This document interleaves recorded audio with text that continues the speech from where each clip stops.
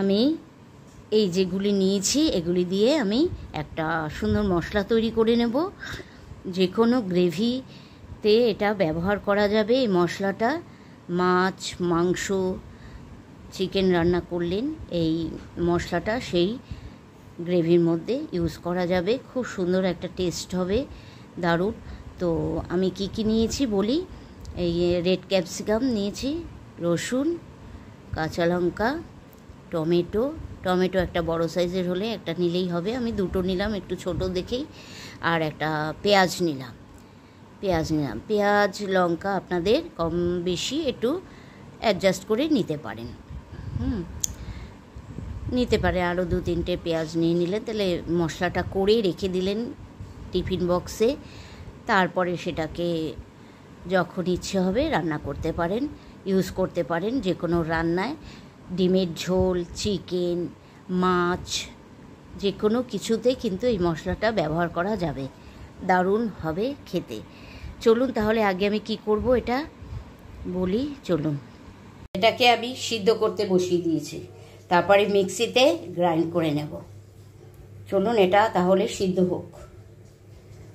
নিয়েছি রুই মাছ, এর মধ্যে হলুদ নুন দেব, নুন আর হলুদ দিয়ে মাখিয়ে নেব, নিয়ে ভেজে নেব। আর সামান্য একটু তেল দেব।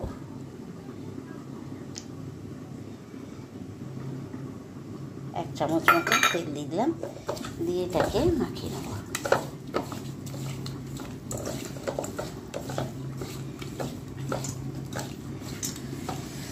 এরপর মাছটা আমি ভেজে নেব।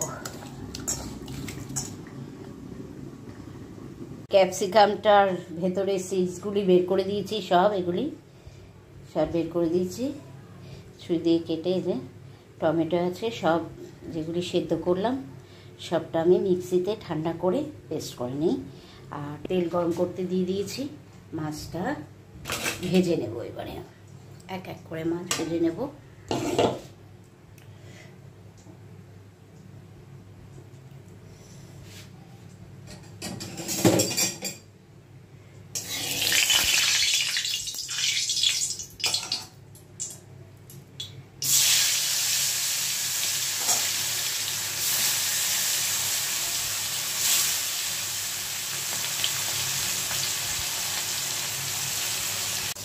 জিরেটা ভাজবো, ভেজে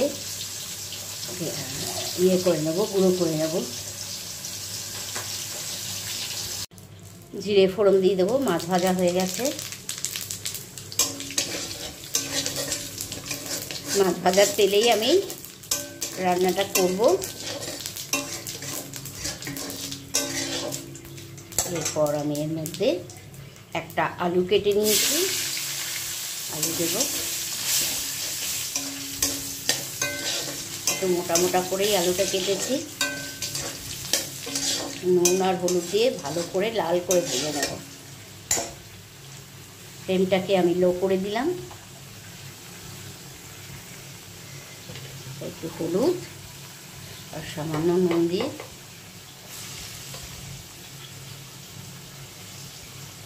আলুটাকে আমি ভেজে নিই।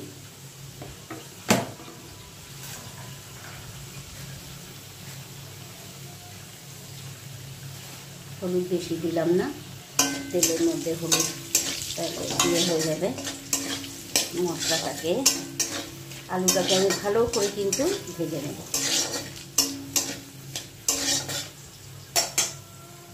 এই যে মশলাটা আমি মিক্সিতে করে নিয়ে এসেছি, এখানে ঢেলে রেখেছি। সবটা তো আর লাগবে না, তো এটা আমি অন্য কোনো রান্নায় ব্যবহার করে দেব।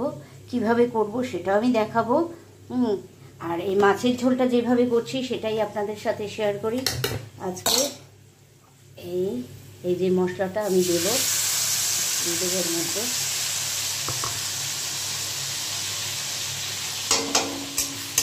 আলুটা ভাজা হয়ে গেছিলো বেশ ভালো মতন।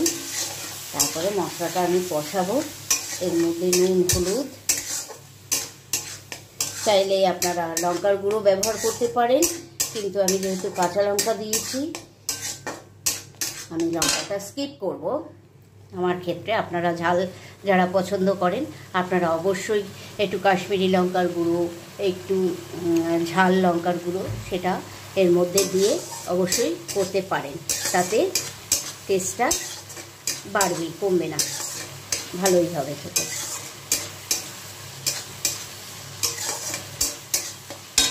এর মধ্যে দিয়ে দেবো আমি হলুদ আর নুন,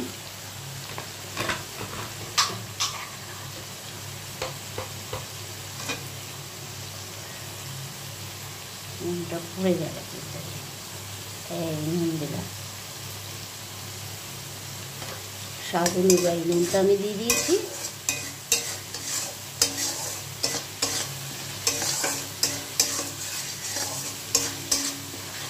একবার অবশ্যই ট্রাই করবেন এরকমভাবে, দেখবেন কতটা টেস্ট হয়, দারুণ লাগবে খেতে। এর মধ্যে আমি হাফ চামচ ধনে গুঁড়ো দিয়ে দেবো, হাফ চামচ থেকে, হ্যাঁ এই হাফ চামচই ধনে গুঁড়ো দিলাম।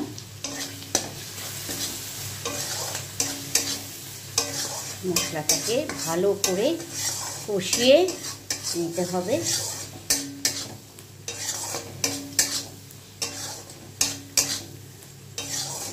আপনারা আলুটা কম বেশি নিতেই পারেন, আমি 4 টুকরোই নিলাম, একটা আলু নিয়েছি।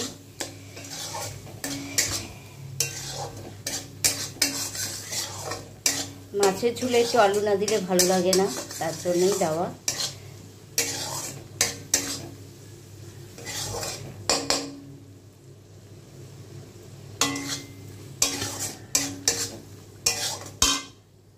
এটা ধুয়ে অল্প সামান্য জল দিলাম।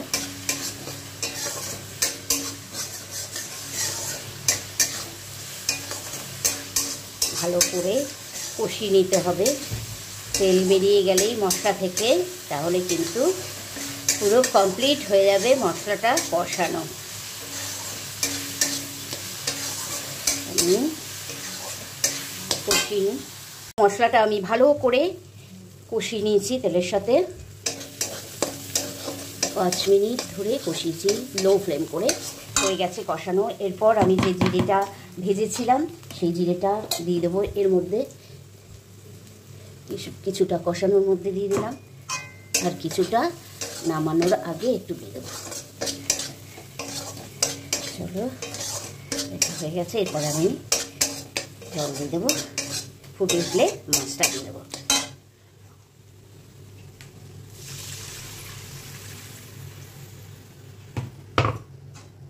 আর একটু জল লাগবে।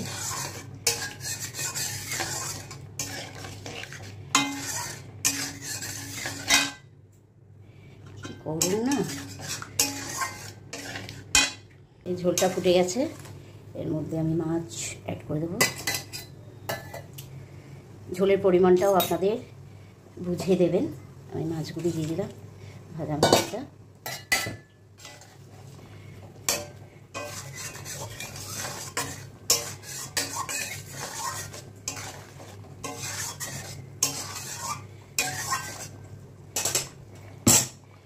আর এই যে ভাজা মশলাটা একটু দিয়ে দিলাম,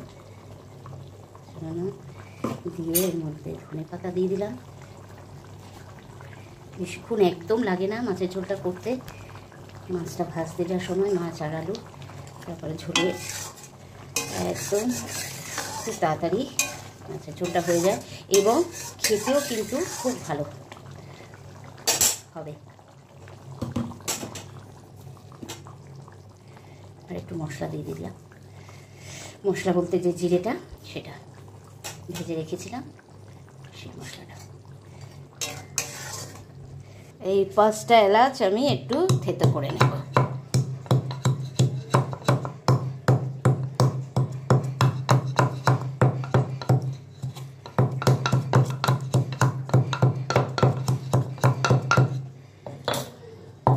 শুধু এলাচ এর মধ্যে দিয়ে দিলাম।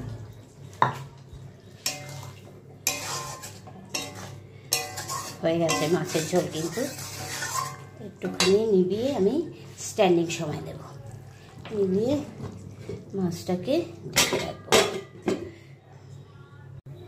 এই মাছের ঝোল হয়ে গেছে, দেখুন কালারটা কিন্তু দারুণ এসছে, আর খেতেও অসম্ভব ভালো হয়েছে। আমি একটু টেস্ট করে দেখলাম, অসম্ভব ভালো হয়েছে খেতে। একটু অন্যরকম একটা টেস্ট এসছে ক্যাপসিকামটা দেওয়ার জন্য, ওইভাবে দারুণ লাগলো। অবশ্যই কমেন্ট করে জানাবে তোমাদের কেমন লাগলো, আর লাইক দিতে ভুলবেন না। তার সাথে সাথে বাবিনা রান্নাঘর চ্যানেলটিকে অবশ্যই সাবস্ক্রাইব করে পাশে থাকবে, আর পাশে থাকা বেল আইকনটি প্রেস করে দেবে।